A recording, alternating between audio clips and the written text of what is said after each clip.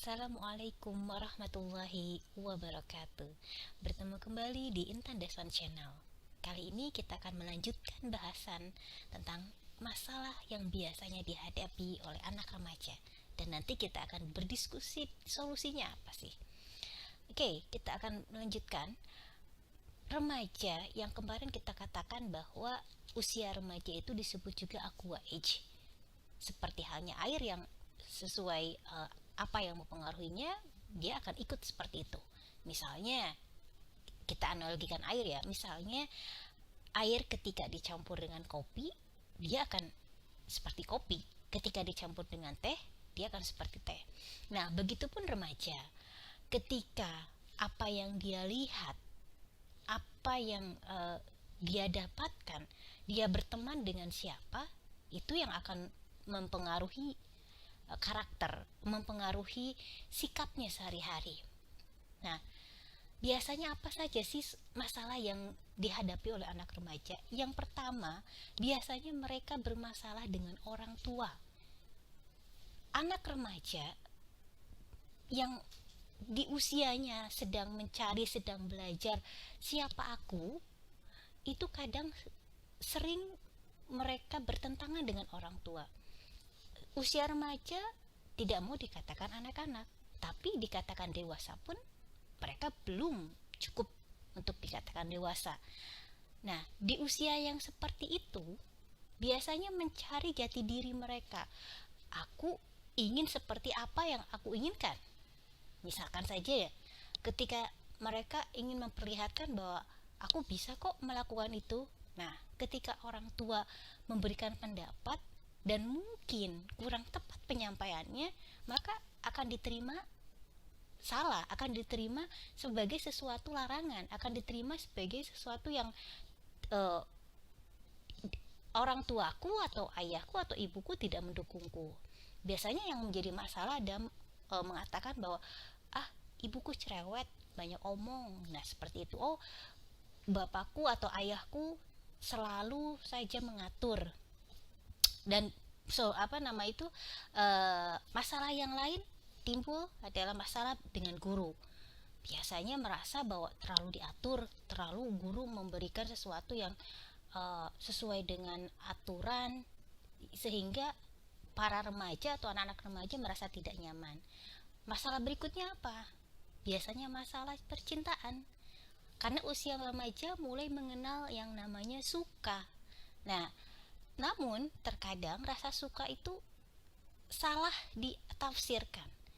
Jadi usia remaja menafsirkan rasa cinta itu terlalu bahwa aku ingin seperti orang dewasa, padahal usianya belum tepat untuk seperti itu. Masalah yang lain biasanya masalah kakak adik. Merasa ketika dia menjadi kakak pertama, aku punya wewenang dong, bosi biasanya. Ketika dia menjadi anak kecil atau anak bungsu atau mungkin adiknya, dia merasa sebagai seseorang yang dalam tanda kutip tertindas, misalkan seperti itu. Nah, masalah selanjutnya adalah berhubungan dengan gadget.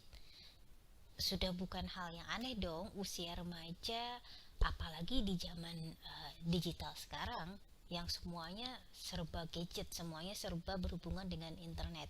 Nah, biasanya para orang tua salah atau kurang tepat dalam menyikapi. Mereka beranggapan bahwa anakku kok main HP terus, anakku kok di depan laptop terus. Padahal sebenarnya ada sisi positif ketika mereka berada atau ketika mereka menggunakan HP atau laptop. Memang bagaikan dua sisi pisau ya. Kalau misalkan gadget itu digunakan dengan baik, tentu akan berpengaruh positif juga, tapi ketika digunakan dengan yang tidak baik ya bermasalah juga. Intinya memang bagaimana kita melihat usia remaja ini dari berbagai sisi positif dan negatifnya. Nah, bagi sahabat Intan Daswan yang masih berusia remaja, untuk adik-adikku,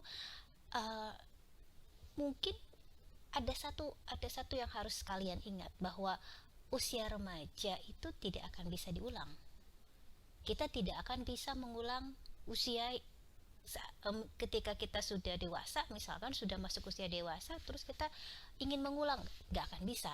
Nah, jadi usia yang sekarang kalian jalani ini sepantasnya seharusnya digunakan dengan hal-hal yang positif.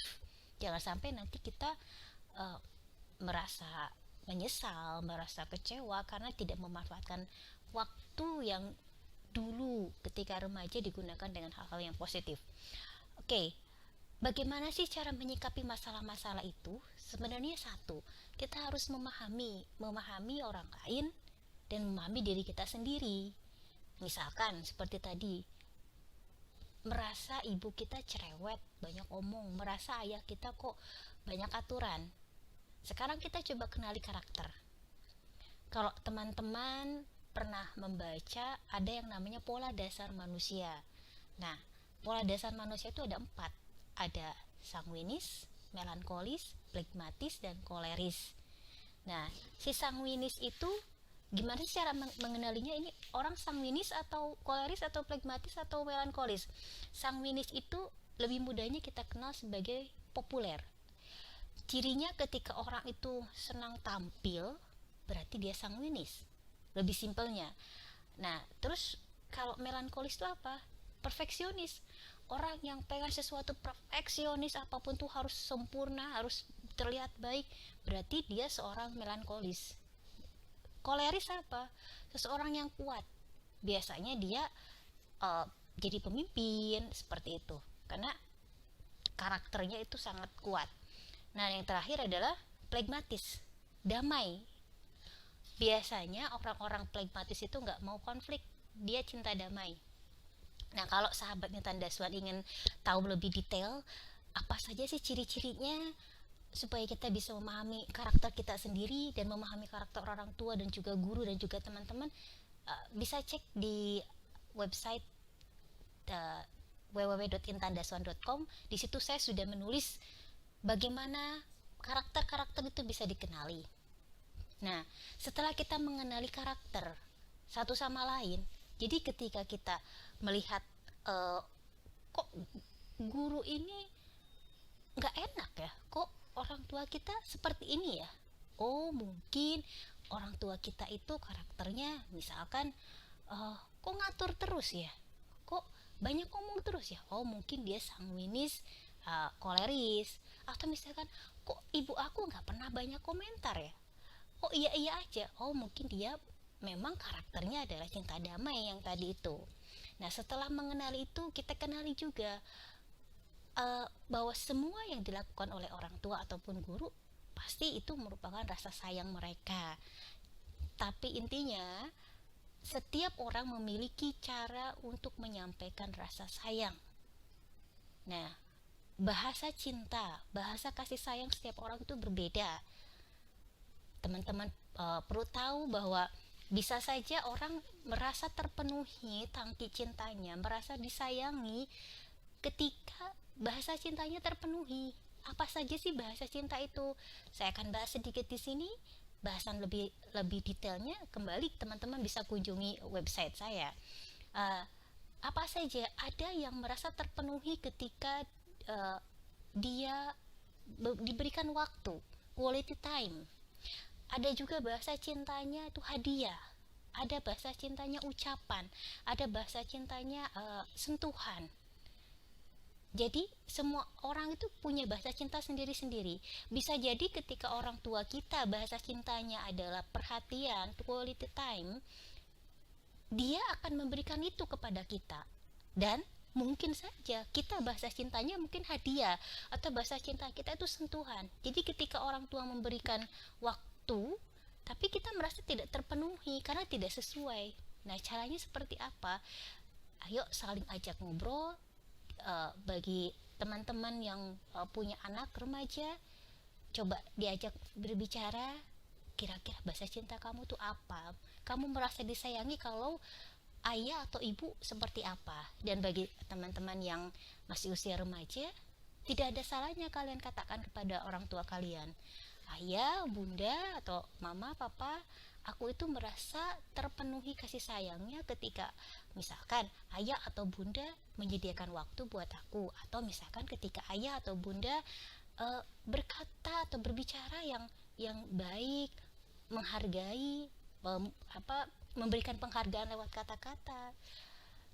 Jadi ketika kita mengutarakan itu, artinya kita tahu, oh, tangki cinta kita sudah terpenuhi. Ketika tangki cinta kita sudah terpenuhi, maka kita akan merasa tidak akan kekurangan kasih sayang. Kita sudah full tangkinya, jadi kita bisa memberikan kasih sayang ke semua orang. Tapi bagaimana kita bisa memberikan kasih sayang ke semua orang ketika tangki cinta kita kosong? Jadi intinya kita isi tangki cinta kita dengan bahasa cinta yang memang tepat untuk diri kita, maka kita akan memberikan sesuatu yang positif kepada lingkungan atau sekitar kita. Baik, untuk kali ini saya cukup sampai sini untuk pembahasan tentang masalah remaja. Nanti kita lanjut membahas bahasan-bahasan yang lain. Jangan lupa untuk subscribe, like, dan komen. Kita berdiskusi lebih lanjut, dan jangan lupa juga kunjungi ke website saya di www.intandaswan.com. Terima kasih atas perhatiannya. Assalamualaikum warahmatullahi wabarakatuh.